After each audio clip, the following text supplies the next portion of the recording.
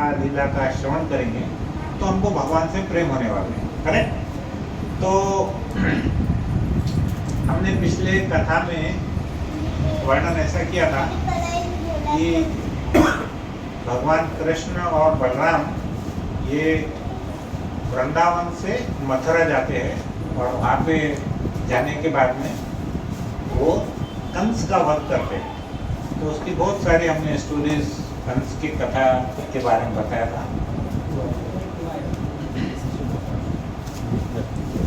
उसके पश्चात हमने एक टॉपिक लिया था उद्धव जी के बारे में। उद्धव जी कौन है? कृष्ण भगवान के चचेरे भाई।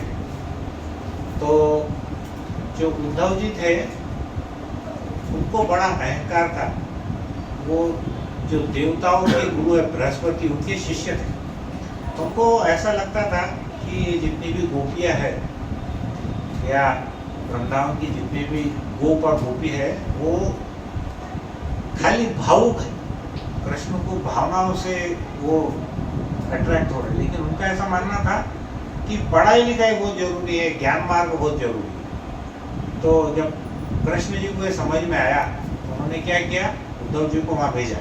बोला जाओ एक बार और तुम सब उनको जितनी भी गोपियाँ है उनको ज्ञान मार्ग के बारे में बता के आओ। तो उन्होंने जब वहाँ जाकर के देखा तो कोई भी गोपी को कोई ज्ञान में इंटरेस्ट नहीं था। वो क्या चाह रही थी कि हर परिस्थिति में, हर हालत में उनको कृष्ण भगवान के साथ में जुड़ना था।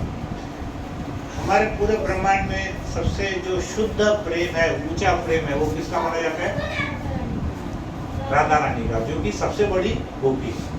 और उनके नीचे जो गोपियाँ है वो जो अष्ट मंजरी जो गोपियाँ है, अष्ट सखी, उनकी जो मंजरियाँ है, उनके दासानुदास हमारे आचार्य वगैरह के हम अलग अलग नाम बताते हैं।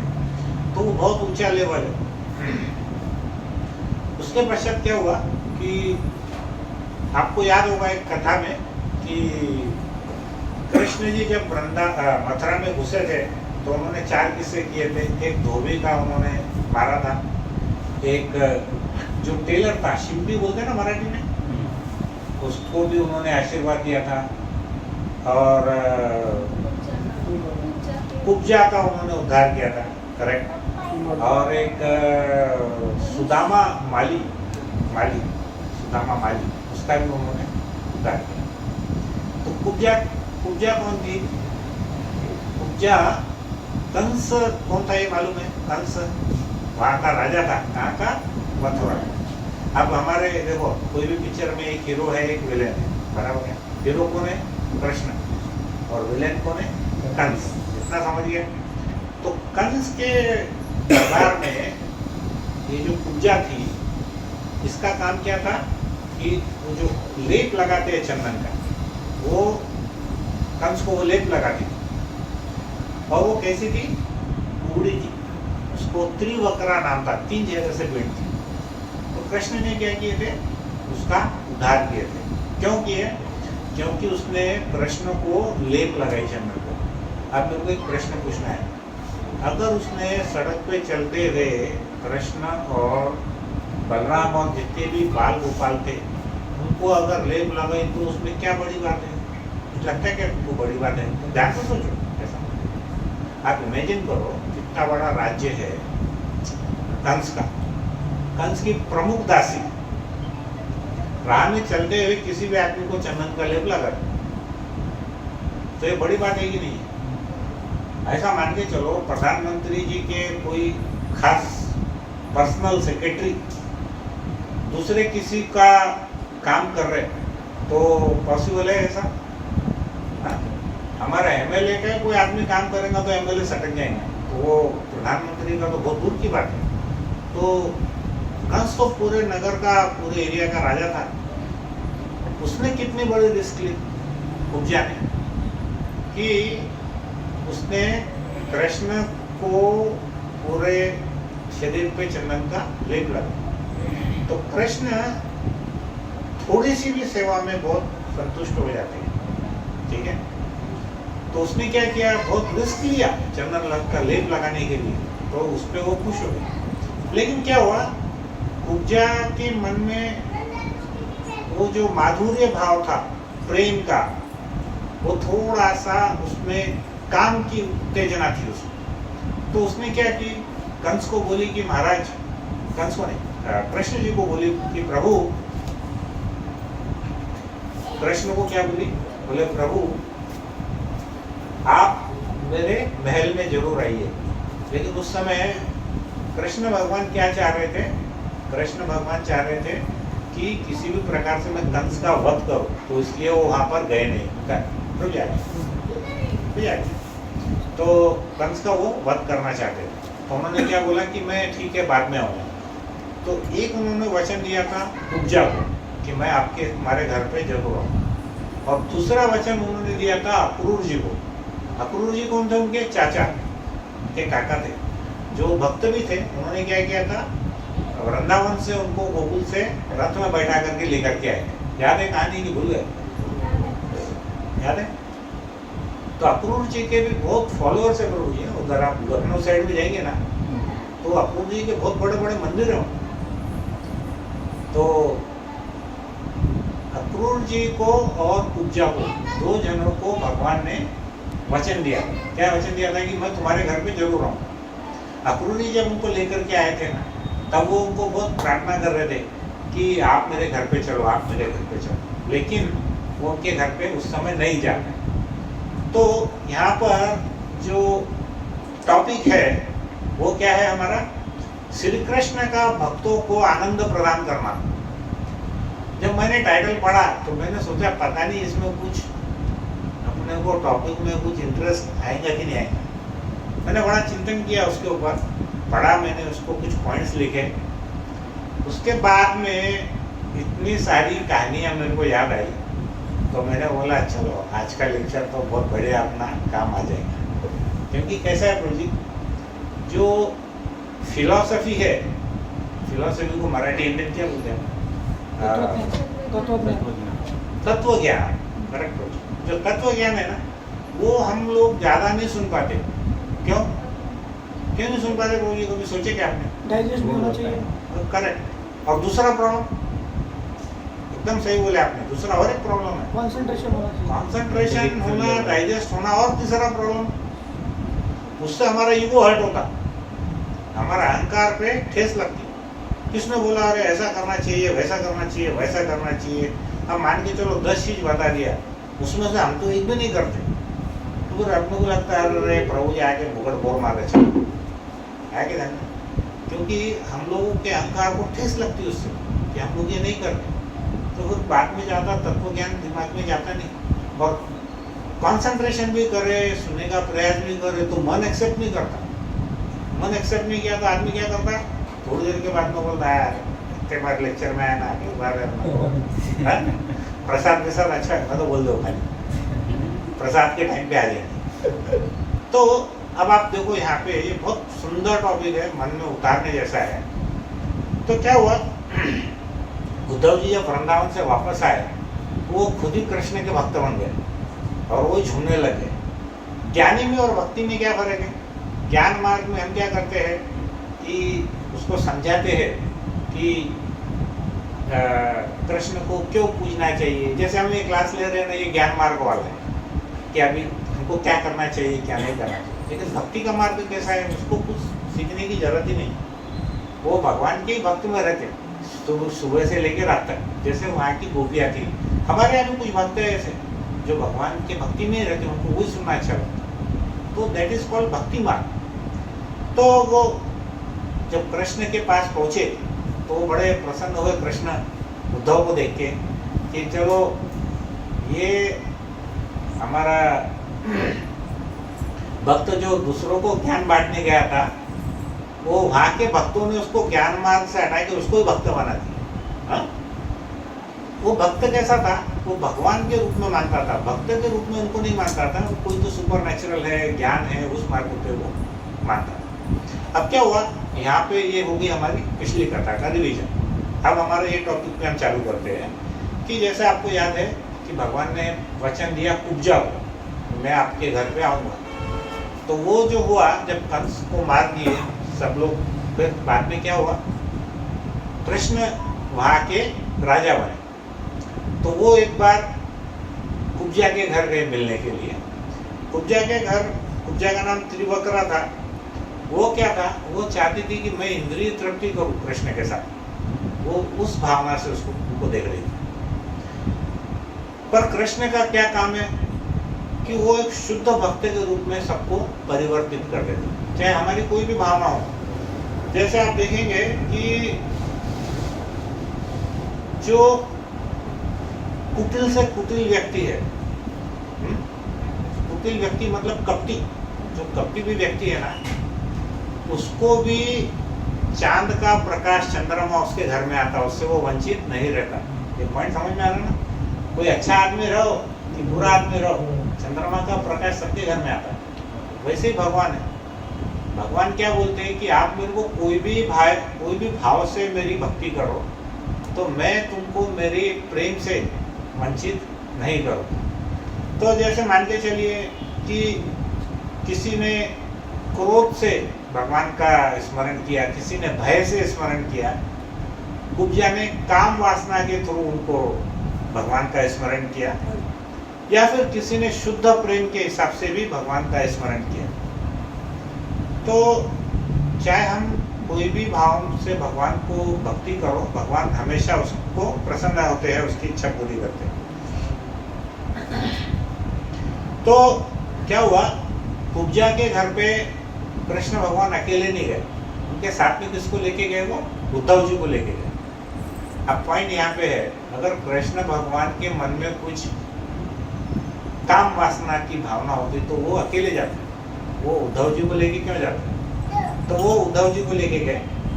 तो अब यहाँ पर कैसा है, जो कुब्जा का घर था उसका वर्णन किया हुआ है।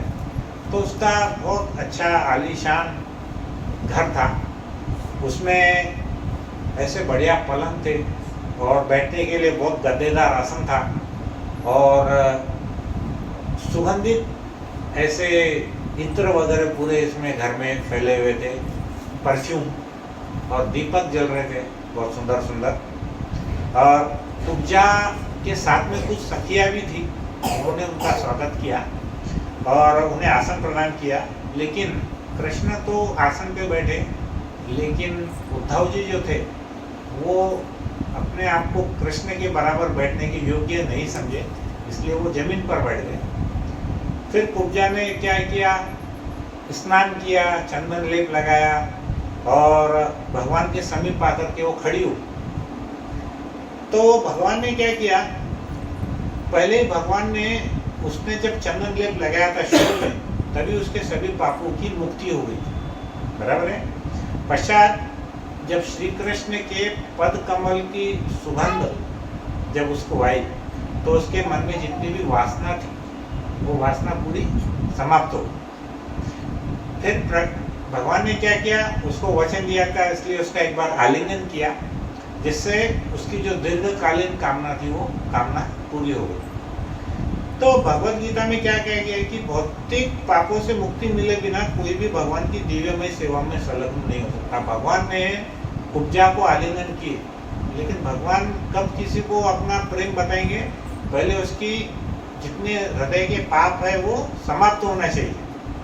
तो श्रील प्रभुपाद और सुखदेव गोस्वामी परीक्षित महाराज को यहाँ ये बताना चाह रहे थे कि कुब्जा के जितने भी पहले के पाप थे वो पाप उसके पूरे नष्ट हो गए, क्योंकि भगवान को उसने थोड़ी सी सेवा की थी चंदन का लेप लगाकर। तो भगवान भगवत गीता में क्या कहते हैं, ये हमारा आज का टॉपिक है, ये ध्यान से सुनो।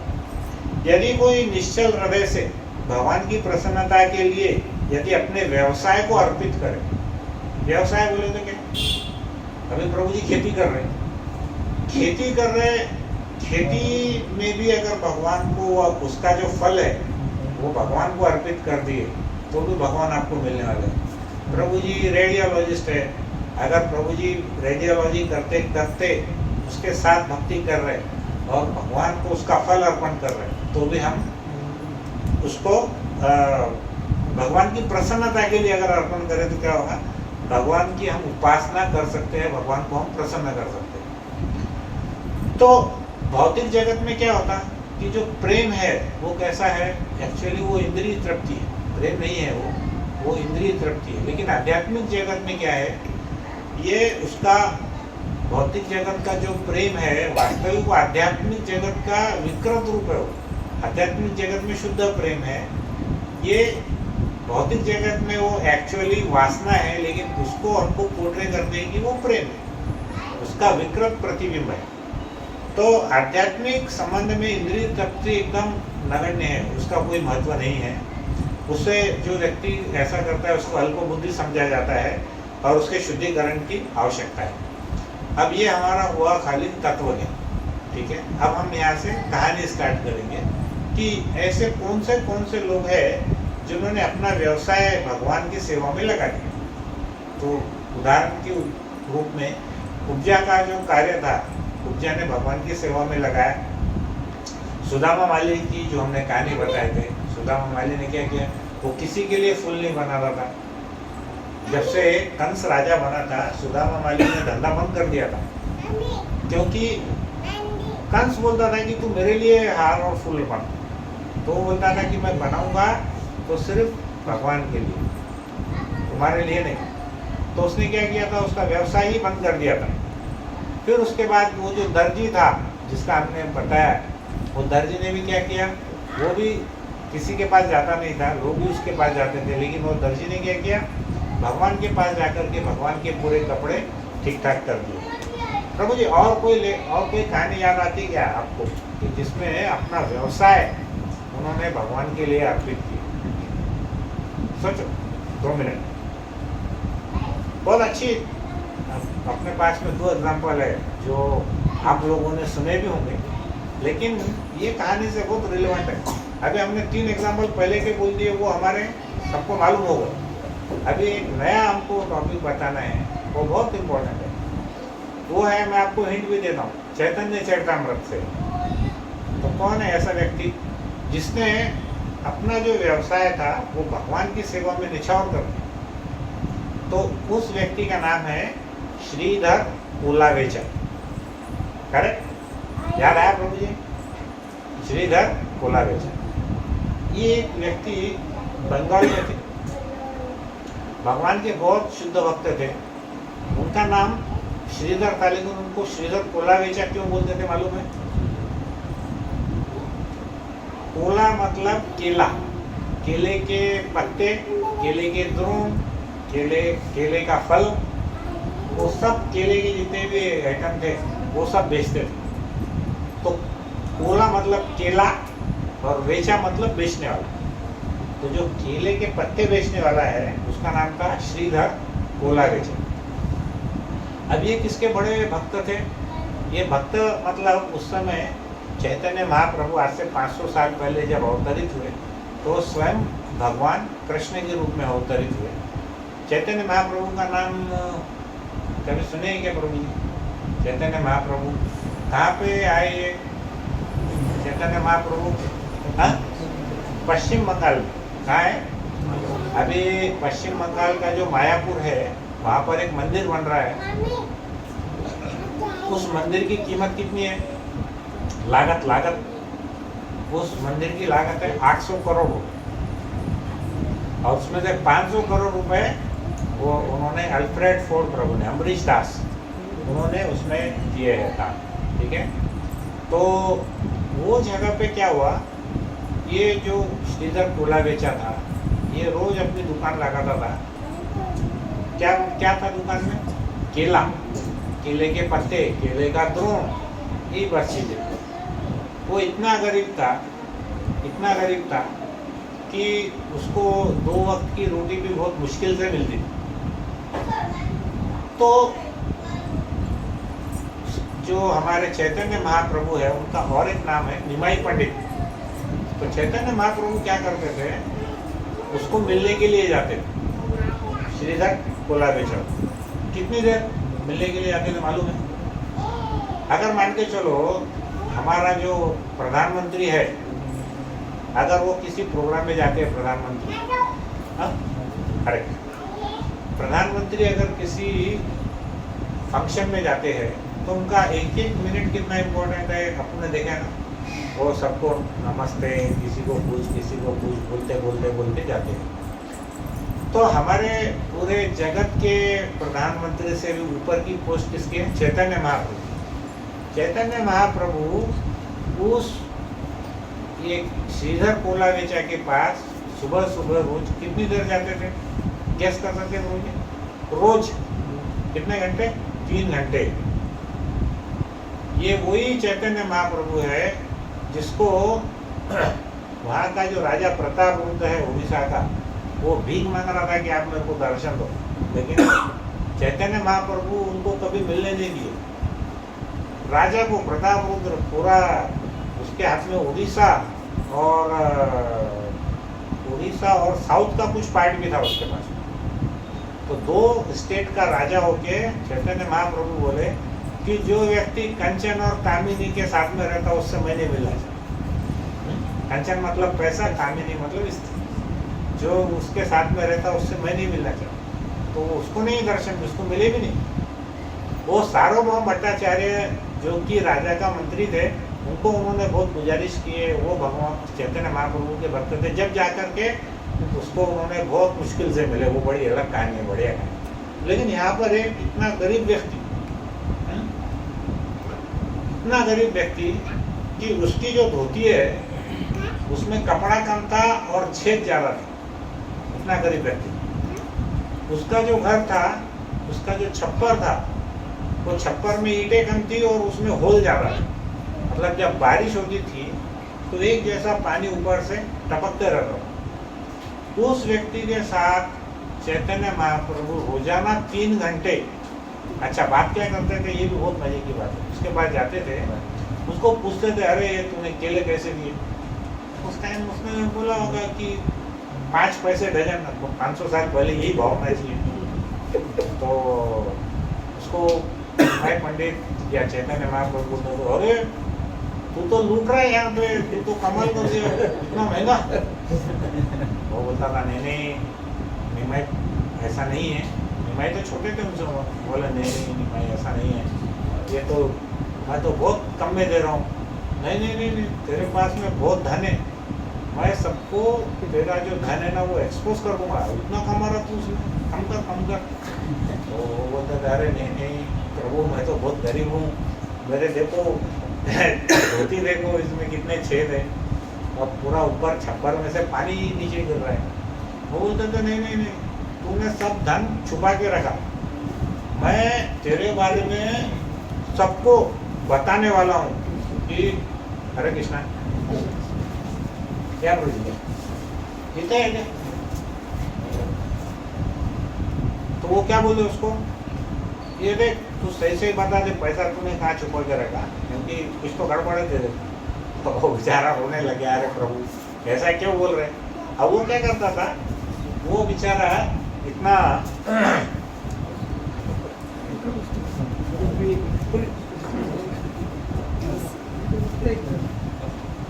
आज हमारा भाग्य है सब आप पटोदा के इतने सारे लोग पधारे। हाँ? तो आपसे यही विनंती है कि ऐसा आप ज़्यादा आते जाएंगे ना तो हम प्रभु जी को विनंती करेंगे जरा बड़ा हॉल दो करके। लेकिन आप लोगों ने आना चाहिए, हाँ? है कि नहीं? तो हम ये कथा कर रहे थे चैतन्य महाप्रभु और श्रीधर कोलावेचा। श्रीधर कोलावेचा को बोलने लगे, अरे तूने बहुत पैसा छुपा के रखा, अभी 5 पैसे का रेट ज़्यादा है, तो एक काम कर 2 पैसे में दे एक डजन। वो बोलता था नहीं मैं तो गरीब आदमी हूँ, ये हूँ। और भगवान क्या करते थे, उसका केला चुरा करके ले जाते थे, उसको पैसे भी दे देते। अब क्या हुआ, एक दिन ये जो श्रीधर कोलावेचा था, ये पूरी रात बैठ करके भगवान के विरह में वो हरे कृष्णा का महामंत्र गाते रहता था।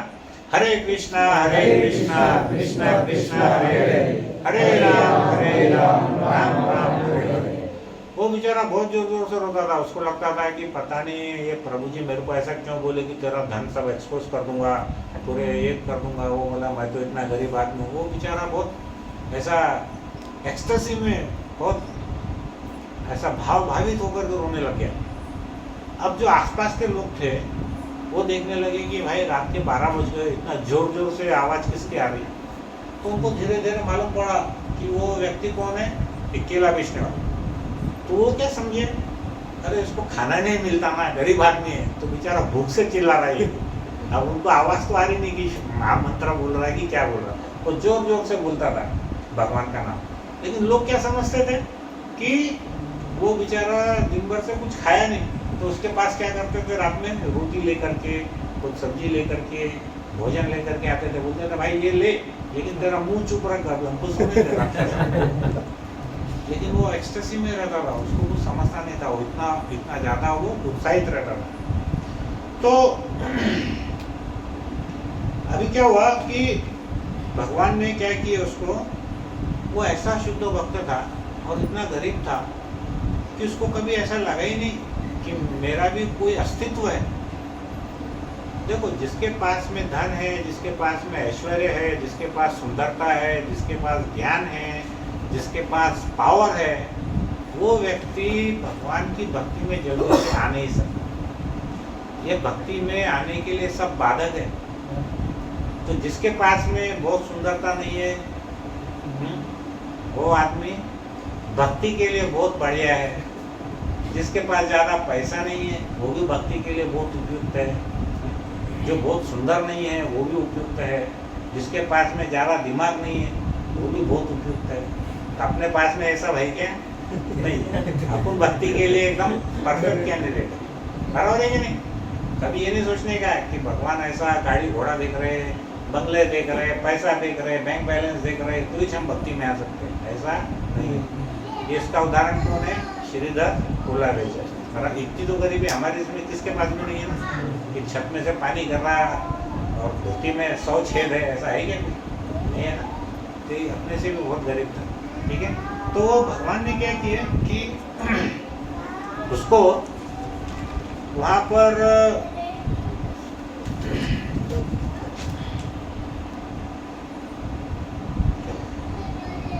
उसके पास में एक लोटा था, लोटा सिर्फ एक ही लोटा था, बर्तन के नाम पे क्या था, एक ही लोटा था। वही लोटे से वो पानी पीता था, उससे से खाना बनाता था, कपड़े भी उससे धोता था, टॉयलेट भी उसको लेके जाता था।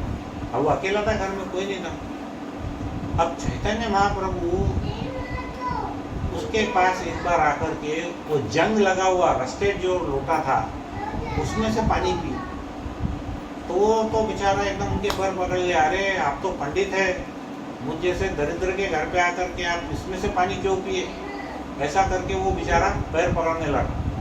लेकिन एक्चुअल में हमको भक्त के, कोई भी भक्त है, उसके बाहरी वेशभूषा से, उसके कलर से, उसके रूप को देख करके उसको हमने जज नहीं करना चाहिए। बराबर है?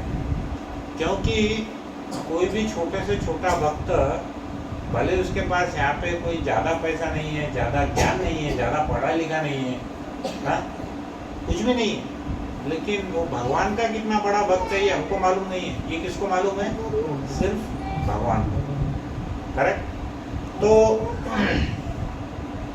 ये जो बंदा था, ये अपनी कमाई का, श्रीधर कोलारेजा 50% पैसा गंगा जी की पूजा में रोज खर्चा करता था। कितना? अब प्रभु जी 50% का जरा हिसाब लगाओ। जिसके पास 1000 रुपये मिलते हैं, उसने अगर 500 रुपये खर्चा किया तो भी उसके पास कितने बचे? 500। जिसके पास 500 रुपये कमाता, उसने अगर 250 दिया तो भी कितने बचे? जिसके पास खाली 10 रुपये कमाया और उसने 5 खर्चा कर दिया तो कितने बचे? 5 रुपये। 5 रुपये में क्या करने वाला है? कुछ भी नहीं। तो 50% कमाई वो वहाँ पे दान करता था। तो जब चैतन्य महाप्रभु उसको बोले कि अरे तू तो बहुत अमीर है, तेरे पास बहुत पैसा है, मैं पूरे संसार को बता दूंगा तेरा धन, तो बेचारा रोने लग गया। बोला प्रभु 50% तो मैं गंगा की पूजा में भी कर रहा, मेरे को तो खाने के पैसे नहीं मिलते, तो मैं कहाँ से धनी? तो भगवान ने क्या किए, एक दिन भगवान ने क्या किए, उसको बुलाए श्रीधर कोलारेजा को, और भगवान ने उसको उसकी भक्ति से इतना प्रसन्न हुए कि उसको अपना असली रूप बता दिया। भगवान ने अपना असली रूप बता दिया। अभी मैंने क्या बोला था? भगवान किसके ऊपर प्रसन्न होते हैं? जिसका हृदय शुद्ध है। करेक्ट? उपजा हमारे भौतिक दृष्टि में हमको ऐसा लग रहा था कि वो काम वासना से पीड़ित है, लेकिन जैसे ही भगवान का स्पर्श हुआ, चंदन का लेप हुआ, वो शुद्ध हो गई। और एक एग्जाम्पल है प्रभु कि भगवान से स्पर्श से वो भक्त शुद्ध हो गया। आप बताओ कौन सा एक भक्त है जो कि निकला था घर से कि मेरे को जितने मेरे दादा परदादाओं के पास है, हाँ, कौन है? ध्रुव महाराज। ध्रुव महाराज के मन में बहुत सारी भौतिक कामना थी। भौतिक कामना क्या थी कि वो चाह रहा था कि मेरे को मेरे पिताजी से, उसके पिताजी ने उसको गोदी में नहीं बिठाया, तो वो क्या चाह रहा था कि मेरे को पिताजी से भी बड़ा राज्य मिले और उसके जो दादा थे ब्रह्मा जी, उनसे भी बड़ा मेरे को राज्य मिले। तो जैसे ही भगवान ने उसको दर्शन दिए और उनके हाथ का जो शंख है वो ध्रुव महाराज के सर को स्पर्श हुआ, तो उसकी पूरी जो भौतिक कामनाएं थी वो खत्म हो गई। वो क्या बोलने लगा भगवान को, प्रभु मुझे अब कुछ नहीं चाहिए, मुझे भक्तों का संग चाहिए और आपकी भक्ति चाहिए। तो भगवान बोले नहीं, सारे जगत को मालूम है कि तू यहाँ काहे के लिए आया, तुझको कुछ अलग से लोग चाहिए, क्योंकि तू ब्रह्मा जी से भी बड़ा तेरे को स्थान चाहिए था। तो उसको क्या किए भगवान ने, ध्रुव लोक दिए। वो ध्रुव लोक जिसके सामने ब्रह्मांड के जितने भी तारे हैं वो सब इर्द गिर्द उसके घूमते रहते। और भगवान ने उसको ये भी बताया कि अगर सृष्टि में अगर प्रलय भी आ गया तो 13 लोग वैसे ही रहने वाले। हाँ, वो बेचारा रोने लगा जोर जोर से ध्रुव। क्यों? वो बोला प्रभु जी मुझको एक्चुअल में हीरा चाहिए था, लेकिन मैंने इच्छा किसकी की, कांच के टुकड़े की। भगवान तुम्हारे सामने आ गए, तुम बोलो प्रभु जी माझ्या शेतीमध्ये पीक फार कमी है, जरा मारून द्या काहीतरी। प्रभु बोलेंगे यार क्या पागल है। किसी ने आके बोला प्रभु जी थोड़ा एक 2 व्हीलर दे दो, साइकिल और फार त्रास है। तो क्या बोलेंगे भगवान, अरे तुम मूर्ख आदमी है, तेरे को मैं बोलो धाम दे रहा तो तू छोड़ के क्या मांग रहा, 2 व्हीलर क्या मांग रहा, पीक चांगली आली पाहिजे। क्या मूर्ख मूर्ख व्यक्ति है ना अपन। भगवान तुमको हीरा दे रहे, तुम कांच का टुकड़ा में कामना करके जा। हमको भगवान के पास में हमारी लिस्ट लेके जाने ही नहीं चाहिए, क्योंकि हमारी लिस्ट बहुत छोटी है। भगवान कितना देंगे हमको क्या मालूम। मैं बचपन में मेरी नानी जी हमेशा मेरे को बोलती थी कि भगवान के पास में बैठ करके कभी भी भगवान से मांगना नहीं चाहिए, क्योंकि अगर हम भगवान से मांगेंगे तो पहली बात तो हम उनकी नज़रों में से गिर जाएंगे, बराबर है। और दूसरी बात मान के चलो हमने मांगा कांच का टुकड़ा, भगवान तुमको हीरा देने वाले हैं, तो वो तो तुम मूर्ख हुए ना। तुम्हारी लिस्ट क्यों लगे जाते हैं। और भगवान को स्वयं को ही मांगो ना, बाकी आर्थिक चीजों को मांगने ही क्यों। गोपियों ने क्या किया, भगवान कृष्ण को ही मांगा, वो बाकी चीजें चाहिए ही नहीं उनको। तो इसलिए सबसे बड़ी कौन बन गई, गोपियां सबसे बड़ी सर्वोच्च भक्त बन गई। करेक्ट। तो भगवान तो उन्होंने क्या किए, चैतन्य महाप्रभु ने जितने भी उनके भक्त थे चैतन्य लीला में, उनके भावना के हिसाब से उन्होंने उनको दर्शन किए। एक उनका भक्त था जो कि नरसिंह को भगवान को पूजा करता था। तो कृष्ण तो सभी अवतारों के मूल अवतार है, तो उन्होंने क्या किया, उसको नरसिंह भगवान के रूप में दर्शन दिया। दूसरा एक मुरारी गुप्ता करके एक उनके यहाँ पर एक भक्त था, तो वो रामचंद्र जी का बड़ा भक्त था। तो भगवान ने क्या किया, उसको राम लक्ष्मण सीता के रूप में उसको दर्शन दिया। तो भगवान क्या बोलते हैं उसमें कि भगवान बोलते हैं आगे आ जाओ तुम इधर। तो उन्होंने क्या किया कि जितने भी भक्त थे उनकी जैसी भावना उनको उसी प्रकार से उनके दर्शन दिए। अब एक क्या हुआ कि एक श्रीवास आंगन करके एक घर है जो कि बड़ा प्रसिद्ध है मायापुर। वहाँ पर जो चैतन्य महाप्रभु जो कि स्वयं भगवान है, वो वहाँ पर रोज क्या करते थे, कीर्तन करते थे श्रीवास पंडित के घर में। तो उनके घर में एक नौकरानी थी, वो नौकरानी का नाम क्या था मालूम है, दुखी।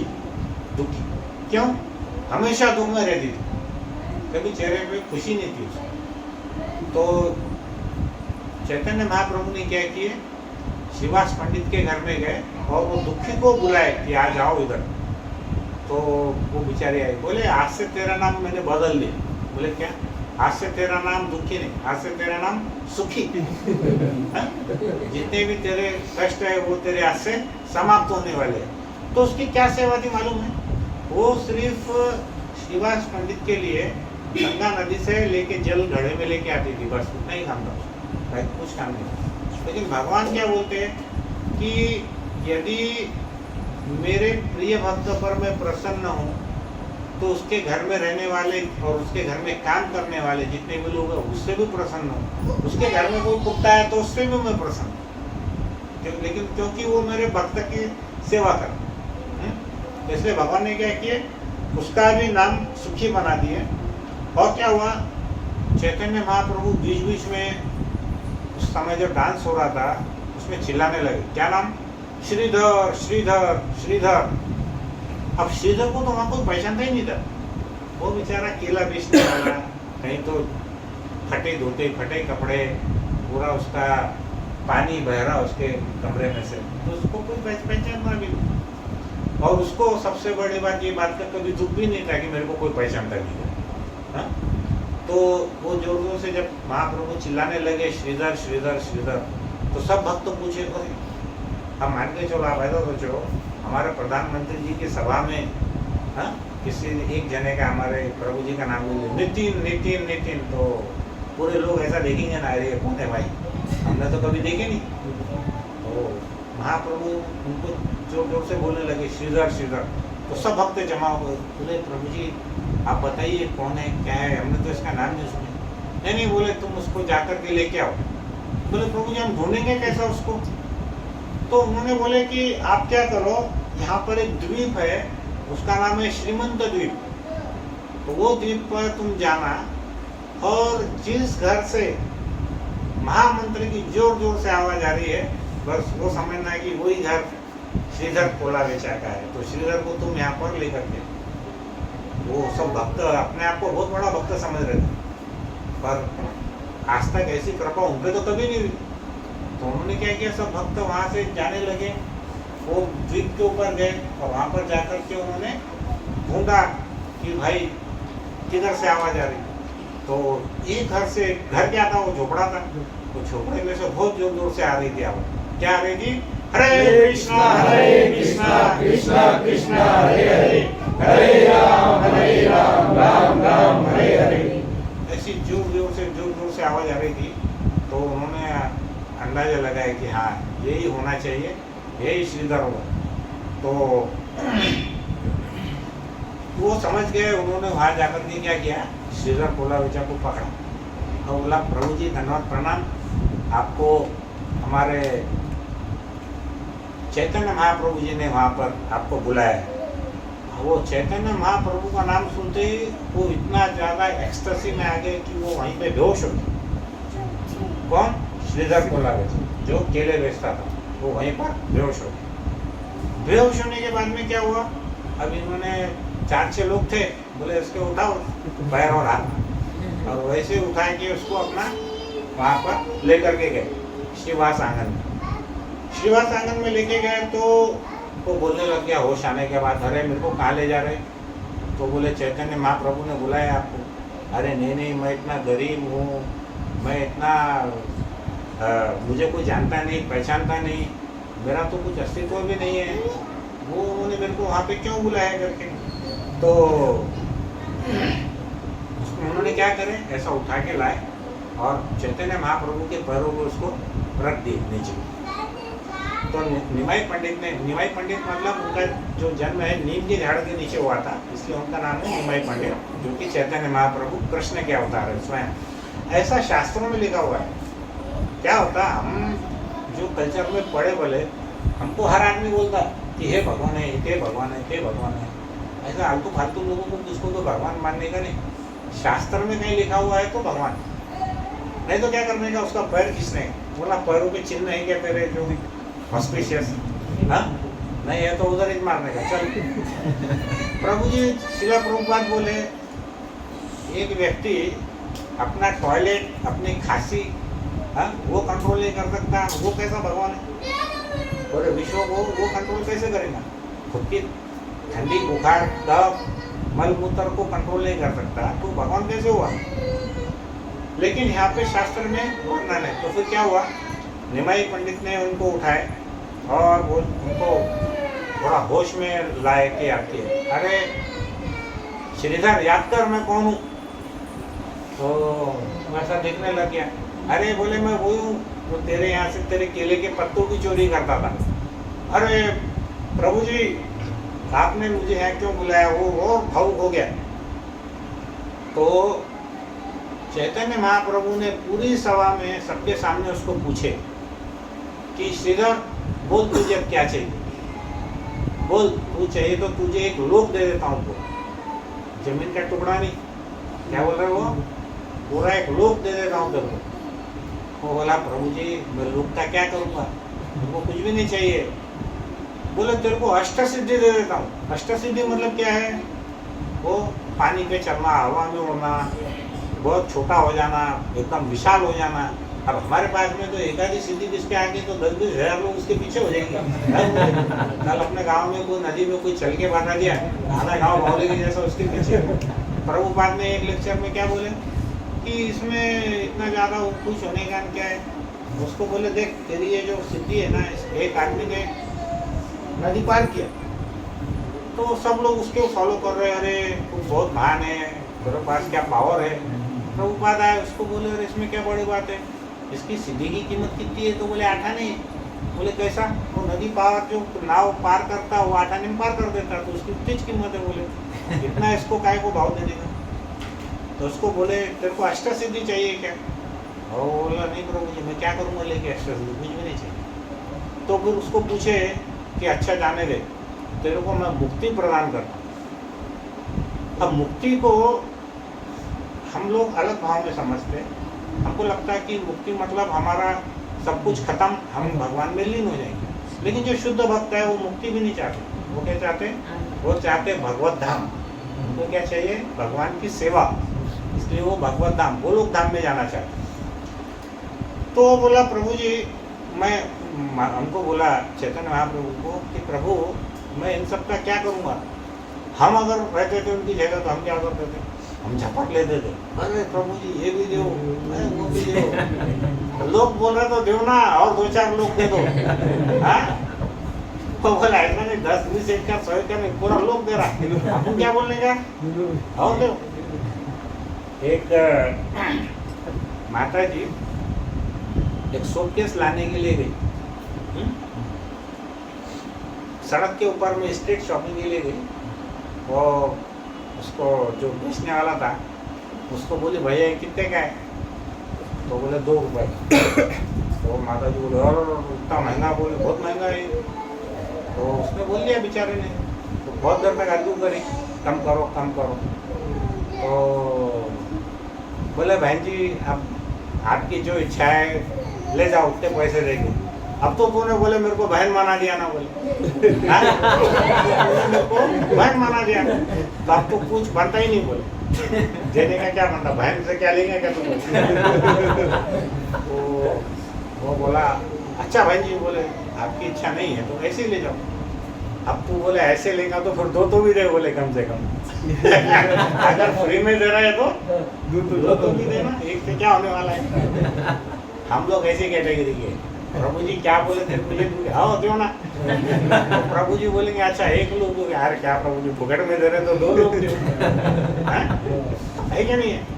तो हम ऐसे लालची लोग। लेकिन जो शुद्ध भक्त है वो कैसा रहता है? वो बेचारा रोने लग गया कि प्रभु ये लोक का मैं क्या करूँगा, ये आपकी अष्ट सिद्धि का मैं क्या करूँगा, ये मुक्ति का मैं क्या करूँगा, मेरे को कुछ भी नहीं चाहिए। तो फिर प्रभु जी बोले तो तेरे को चाहिए क्या? तो बेचारा रोते रोते बहुत जोर जोर से रोने लग गया। बोले प्रभु जी मैं हर जन्म में वो केला वाला बनूं और हर जन्म में आप मेरे पास केला लेने आए और मेरे केले फुकट में लेके जाए, लेकिन आपका जो 3 घंटे का समय है वो मेरे उसमें कम मत कर। क्या मांगा उसने? भगवान का प्रेम, भगवान का सानिध्य में। करेक्ट। तो सबसे बड़ी बात यह है, हम जो टॉपिक पे चर्चा कर रहे हैं कि अगर हम अपना व्यवसाय भगवान की भक्ति में लगाते हैं तो भी हम भगवान को प्राप्त कर सकते हैं। करेक्ट। फिर हम कोई भी बिजनेस क्यों नहीं करते, हम कोई भी नौकरी क्यों नहीं करते, हम कोई भी खेती क्यों नहीं करते, कि कुछ भी क्यों नहीं करते, उसको हमको भगवान की सेवा में लगाना है। तो वो बेचारा बोलने लगा कि प्रभु हर जन्म में आप निमाई बन के आना, हर जन्म में मेरा वही झोपड़ा रहना, हर जन्म में मेरे को वही केले वाला बनना है, और हर जन्म में मैं आपकी स्मरण करूं और आपको मैं याद करूं, बस इतना ही वरदान दो। तो किसी के बाहरी कपड़ों से, उसके रूप रंग से, उसके पास कितना बैंक बैलेंस है, कितनी छोटी कार है या कितनी बड़ी कार है या हवाई जहाज है, उससे हमने जज नहीं करना। भक्त कौन से रूप में, उनको कितने बड़े भक्त हैं हमको पता नहीं है। एक्चुअली ये कहानी मेरे शुद्धिकरण के लिए, क्योंकि ये जो कहानी है पूरे मन को झंझोड़ने वाली है कि हमको भक्त कौन से रूप में, कितने बड़े भक्त हमको पता नहीं है। इसलिए हमको कोई भी वैष्णव मिलता है, कैसा भी मिलता है, हमको हमारी नज़र से, हम उतनी नज़रें हमारी परफेक्ट नहीं है, हमारे को उतना लेवल भी नहीं है हमारा उसको जज करने का। तो हमने उसको दंडवत प्रणाम ही करना चाहिए। जिसने भी एक बार कृष्ण का नाम लिया, भगवान कहते हैं कि वो मेरा बड़ा भक्त है। तो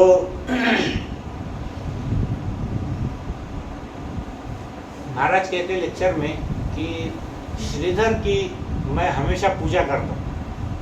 श्रीधर नाम का जो व्यक्ति है उसकी मैं पूजा करता हूँ, और उसका कुछ अंश भी हमें मिल जाए, 1%, आधा % कुछ अंश भी हमको मिल जाए तो क्या होगा, हम धन्य हो जाएंगे।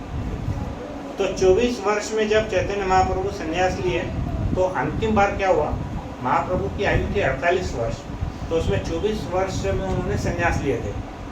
तो उनकी माता का नाम क्या था, शची देवी। तो संन्यास का मतलब बहुत कठिन तपस्या है ना। वो क्या किए, उनके घर में गए, और घर में अभी हमारे श्रीधर बोला बेचा, इनका एक प्रसाद में क्या लेते थे आपको मालूम है? ये प्रसाद में सिर्फ एक कद्दू लेते थे, पंकिन, मराठी में क्या बोलते थे, कद्दू ही होगा ना, भोपड़ा, क्या? हाँ, भोपड़ा। दिन भर में बस उसमें जो प्रसाद लेते थे और कुछ नहीं खाते थे। तो वो जब उनका संन्यास हुआ चैतन्य महाप्रभु का, तो इन्होंने अपने घर से वो भोपड़ा लेके वहाँ गए, सची माता को दिए, और सती माता ने क्या की, उसकी खीर बनाई, और चैतन्य महाप्रभु ने अपने माँ के हाथों से जो अंतिम बार खीर खाया, उसमें जो सामान था वो श्रीधर कोला बेचा का था, है ना। तो ये कितनी बड़ी कृपा है कि जो व्यक्ति को एक क्षण के लिए हम नहीं मिल सकते, वो इतने छोटे से भक्त के लिए, छोटे से व्यक्ति के लिए रोज 3 घंटा देते। करेक्ट। तो इसलिए हमको भक्तों की पोजीशन को जज नहीं करना है। और इस प्रकार भगवान ने क्या बोले, उसको एक पहले वार्निंग देते कि तेरा जो धन है वो मैं सबको बता दूंगा। तो वो धन क्या था मालूम है, वो था भक्ति का धन। कौन सा धन था, भक्ति का। और एक्सपोज किए कि नहीं उसको। तो जो भगवान उसको पहले बार बार चेतावनी देता था, देख तेरे पास बहुत धन है, तेरे पास बहुत धन है, मैं सबको बता दूंगा, मैं सबको बता दूंगा। वो बेचारा रात भर रोते रहता था कि अरे मेरे पास कुछ धन नहीं है। ये पंडित आके पहले तो मेरे पूरे केले फुकट में ले जाता, और बाद में ऊपर से मेरे को थ्रेटनिंग करता। मैं गरीब आदमी, ये पंडित आदमी, ये उच्च वर्ण का, तो मेरे को ऐसा करता, प्रभु मेरे को बचाओ। तो वो बेचारा जोर जोर से भगवान का नाम लेता था। आसपास के लोग समझते थे दिन भर से भूखा, कुछ खाया नहीं, इसलिए चिल्ला। हाँ, तो जो हमारे इसमें भगवान बोलते हैं चैतन्य महाप्रभु की, न धनम न जन्म न सुंदरी कविताम व जगदीश कामये न जन्मने जन्मनेश्वरी भक्ता भक्ति हेतु की त्वयि। मतलब वो बोलते हैं कि मुझे किसी भी, न तो मुझे पुनर्जन्म चाहिए, न मुझे कोई सुंदर स्त्री चाहिए, न मुझे कोई धन चाहिए, हाँ, न मुझे कोई पद प्रतिष्ठा चाहिए। क्योंकि इससे प्रॉब्लम क्या है बोलो, क्यों नहीं चाहिए भक्तों को ये सब? कभी सोचे ये सब चीजें आने से क्या प्रॉब्लम है? हाँ, क्या आएगा? भक्ति में प्रॉब्लम बोले तो एग्जैक्टली क्या आएगा? हमको इसमें अहंकार आ जाए।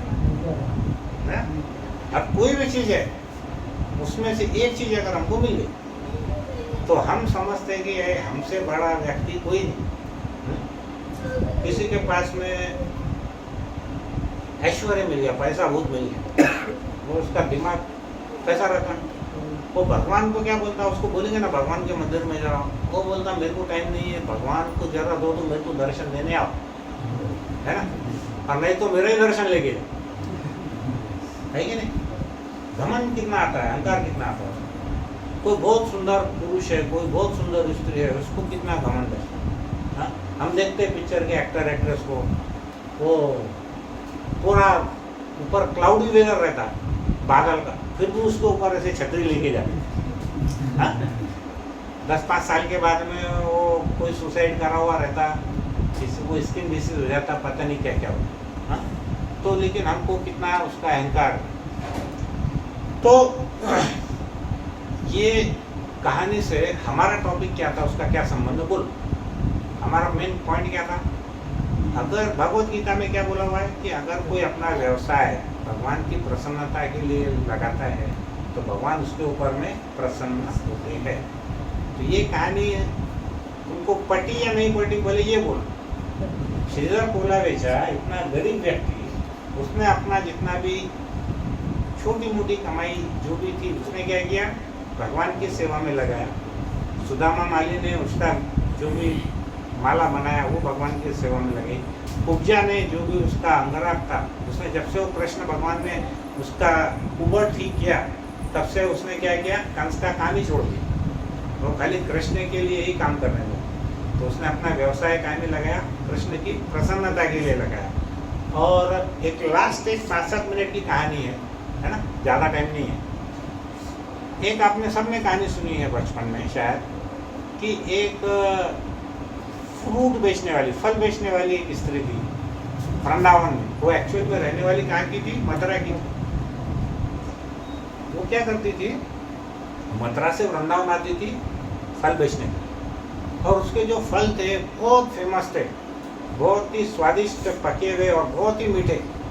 तो उसकी जो महक है वो कई किलोमीटर तक जाती थी उसके फ्रूट्स की। तो एक बार क्या हुआ कि उसको मालूम पड़ा कि गोकुल में जो नंद बाबा है और यशोदा मैया, उनका बेटा है कृष्ण, जो कि बड़ा सुंदर है, बहुत सुंदर। क्योंकि जितने भी लोग मथुरा से गोकुल जाते थे ना, वो आके सब कहानियाँ बताते थे, अरे इतना सुंदर है, अरे इतना सुंदर है। तो इसके मन में बड़ी इच्छा थी कि अरे हम एक बार जाएंगे और वो उनके लल्ला को देखेंगे, इसके नंद और यशोदा के बेटे को। तो बेचारी वो क्या करी, वहाँ पे उनके दर्शन के लिए वो उनके भवन में गई। उनका भवन का नाम था नंद भवन। जैसे हमारे इधर वर्षा, क्या कुछ तो भी नाम है ना, वो महाराष्ट्र के क्या वर्षे है ना, वैसे इधर क्या था, नंद भवन। आए क्या ध्यान में, बहुत पॉलिटिक्स चल रहा उधर, हाँ, वर्षा बंगले का। तो इधर बंगले में क्या था, नंद भवन। तो ये अपने नंद भवन में गई और वहाँ पे उसने कोशिश की। तो पूछा, वो लल्ला कहाँ पे है तुम्हारा? तो एक बार गई तो वो सोता हुआ मिला। तो दूसरी बार उसने ट्राई की तो कहीं बाहर खेल रहा था। फिर तीसरी बार उसने ट्राई की तो वो माता का दूध पी रहा था। अब वो तो बेचारी परेशान हो गई। जब चौथी बार गई ना तो उसने निश्चय किया कि आज जब तक वो कृष्ण को नहीं देखूंगी, उसके लल्ला को, तब तक मैं वापस ही नहीं जाऊँ। अब वो जितने भी उसके जो फल थे, बड़े सुंदर पके हुए आम, उसमें अनार, उसमें चीकू, केला, बहुत सुगंधित। आप देखे होंगे 20-30 साल पहले जब हम हाइब्रिड नहीं खाते तो कितना टेस्ट था ना। मेरे को याद है बचपन में हम लोग 1 रुपये में 100 आम लिए थे। कितने? 1 पैसे का एक, और इतना छोटा आम था, बहुत टेस्टी। तो 30-40 साल पहले की बात है। आप सोचो 5000 साल पहले क्या होगा। हाँ, जब तो ये कोई आपका खत भी फालतू फालतू यूरिया ये हाँ? इधर अपने किसान बड़ो हो जो रहे हो पीक मध्ये टाका फर्टिलाइजर पंजाब में क्या हुआ प्रभु जी, पंजाब में क्या होगा मालूम है आपको? पूरी ट्रेन चलती है, एक ट्रेन चलती कैंसर एग्जैक्टली, नाम क्या है उसका प्रभु जी? Cancer cancer train. क्या नाम है? कैंसर हाँ, मतलब मौत की ट्रेन में बैठो पैसे देंगे। कैंसर ट्रेन क्यों हो रहा वो उन्होंने चेक करे जितना फर्टिलाइजर डालना चाहिए उससे 3 गुना ज़्यादा डालते। क्यों? हमारे फसल ज़्यादा पैसे ज़्यादा नहीं, ये ऐसा काम। तो अब ऐसा सोचो आप 5000 साल पहले इतना शुद्ध हमारा सब खाना पीना था, उसकी सुगंध इतनी बढ़िया आ रही थी। अब वो बेचारी सोचने लगी कि आज मैं अगर लला के दर्शन नहीं हुए ना तो मैं वापस ही नहीं जाऊँ। अब वो क्या किए, वहाँ बाहर आके सुबह से ही बढ़ गई उनके दरवाजे के पास। अब दरवाजे के पास आ गई तो करीब दोपहर के 12 बज गए। तो हमारे कृष्ण भगवान कुछ आए नहीं, 12 बजे आए वो अपना। तो वो भी क्यों आए, बड़ी खुशबू आ रही नाक में उनको, बहुत सुंदर सुंदर फल टेस्टी जैसे। तो ज़रा सुनते सुनते आए, फिर वो सोचने लगे अभी मैं माँ को पैसे मांगूंगा तो वो मेरे को डांटेंगी, है ना। अब उनका तो धंधा ही था ना चोरी करने का। घर में 9 लाख आए थे, घर में 9 लाख आए थे, गोपियों के घर में जाके चुराते थे। हाँ? तो वैसे ही वो बोले चलो, फिर वो क्या किए, उसको ध्यान आया अरे इसको कुछ देना तो पड़ेगा ना, पैसे तो है नहीं अपने पास। तो उनका जो भंडार था अनाज का, वो भंडार में क्या किए, थोड़ा गेहूँ थोड़ा मक्का ऐसा कुछ तो लेके छोटे छोटे हाथों में भर देते। अच्छा वो चलने लगे, अब चलने कैसे थे, नंगे थे, मैंने तो दे दी। एक सिर्फ सोने की चैन थी, उसमें आवाज़ आती थी, उनको भी मज़ा आती थी आवाज़ सुन के, बाकी लोगों को भी मज़ा आती थी। उसको बोलते शायद करघनी, जो हम बच्चों के इसमें पेट पे बांधते हैं उसको। तो अब वो जो माता जी बैठी थी वहाँ उनके गेट पे, अब उतनी दूर में क्या हुआ कि उनके हाथ में जो अनाज था वो भी रास्ते में पूरा गिर गया, मुश्किल से 2 या 3 दाने बचे होंगे। अब वो जैसे ही उस लेडी ने, वो फल वाली ने कृष्ण को देखा, वो मंत्रमुग्ध हो गई, वो पूरा भूल गई कि मैं यहाँ क्या के लिए। तो अब ये हमारे हावले बाबा जल्दी जल्दी चल के वहाँ जाके बोले हमको ये फल दो वो फल दो वो फल दो। तो वो भी बड़ी होशियार थी, उसने क्या बोली, अच्छा बोले बेटा मैं तेरे को सब दूँगी, लेकिन अब तू दो बात कर। क्या? एक तो तू मेरी गोदी में बैठ और तू मेरे को माँ बोल के पुकार। तो कृष्ण बोले कि भाई अगर मैं इसको माँ बोलूँगा कोई देख लेगा तो मेरी हंसी उड़ाएगा। तो उन्होंने क्या करे, ऐसा बैठे फ्लैश अब उड़ गए। अब बोले चलो अब मैं बैठ गया ना तुम्हारी गोदी में रहो। तो वो उसके हाथ में सब पूरे फल दी। वो फल भी कितने सारे थे, 1 2 3 4 ऐसे 10 12 फल, वो उसके हाथ में भी नहीं आ रहे थे। ऐसा करके ना भगवान गए और वो 2-3 दाने जो थे उनको दे दी। अब ये लेके गए अंदर, और जाने के बाद में वहाँ यशोदा मैया का जो साड़ी का पल्ला था उसमें उन्होंने डाल दिया। यशोदा मैया बोली ये फ्रेश फ्रूट कहाँ से आए, वो भी थोड़े काम में व्यस्त थी, ज़्यादा ध्यान दिया नहीं उनका। फिर क्या हुआ, वो जो फल बेचने वाली जो स्त्री थी, वो महिला, वो माता जी, वो वहीं बैठी थी। तो वो कृष्ण ने मेरे को माता बोला और मेरी गोद में बैठा। ये 2 बातों से वो एकदम पूरे एक्सटेसी में चली गई, बहुत ज़्यादा वो भावनाओं में चली गई और वो उनका ही स्मरण करने लगी और सोचते सोचते उनको नींद लगी। कुछ समय के बाद में कोई व्यक्ति आया वहाँ से, वो बोला ये तो सूर्य यहाँ पे। उनको बोला अरे माता जी उठो उठो, अभी आप यहाँ क्या कर रहे हैं। तो उसको ध्यान आया तो उसका जो पूरा टोकरी थी फल की वो पूरी खाली थी। अब क्या था, वो 2-3 अनाज के दाने, मैंने कुछ था ही नहीं। लेकिन वो बड़ी प्रसन्न थी कि आज मैंने कान्हा को इतने सारे फल दिया, उसने मेरे को माँ बोला, मैंने उसके दर्शन किए। ऐसा सोचते सोचते वो चलने लगी और यमुना नदी के उस पार उसको जाना था। तो यमुना नदी में जब वो बैठी तो उसको ऐसा लगा कि मेरी टोकरी बहुत भारी हो गई, टोकरी में बहुत वजन हो गया। तो जो टोकरी थी उसने जब नीचे उतार के देखी तो उसकी आंखें फटी की फटी रही। उसमें पूरे टोकरी में हीरे जवाहरात भरे हुए, पूरे कंप्लीट। और ऐसा वर्णन है कि उसका जो एक एक हीरा था वो कंस के पास जितना टोटल पैसा था उससे भी ज़्यादा कीमती है। और फल बेचने वाले के पास वो पूरा टोकरा था उसके पास। तो वो देख करके बहुत ज़्यादा जोर से रोने लग गई। और उसने क्या किया, फिर जवाहरलाल लेके गई, मर्सिडीज गाड़ी खरीद ली, हेलीकॉप्टर ले ली, हाँ? बड़ा बंगला बना ली, 6 फ्लोर का, 40 कमरे, एसी के साथ।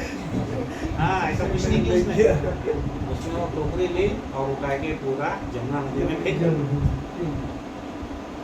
वो बोलने लगी कि प्रभु मुझे आपका धन ऐश्वर्य चाहिए ही नहीं, मुझे आप खाली ऐसे ही दर्शन दो और आप मेरे हृदय में बसो, मुझको सिर्फ उतना ही चाहिए। और ऐसा बोलने के बाद वो बेहोश हो गई, वहीं पे बेहोश हो गई और उसके प्राण भी निकल गए। तो कृष्ण भगवान जैसे उन्होंने पूतना को अपने माता का स्थान समझ करके दिया गोलोक धाम में, भगवान कहाँ लेके गए पूतना को? पूतना क्या करी थी? उनको विष पिलाने आई थी स्तनों से। भगवान ने क्या किया, उसको जहर देने वाले का भी उन्होंने उद्धार करे और उसको एक माता का स्थान दिए गोलोक धाम, डायरेक्ट सबसे बड़ा हाईएस्ट वही वाला गोलोक धाम उन्होंने कुब्जा को भी दिए और वही वाला गोलोक धाम उन्होंने इस फल वाले को भी दिया।